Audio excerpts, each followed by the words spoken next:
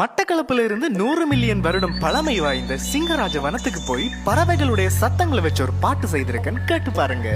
மஞ்சள் புருவ கொண்டை குருவி, பழுப்பு ஈப்பிடிப்பான், குடுமிக்கழுகு, வண்ணாத்தி குருவி, நீல செவ்வலகன், இந்த பறவைகளோட சத்தங்களை வச்சு உருவான பீட்டோட இதோ என்ற பாட்டு.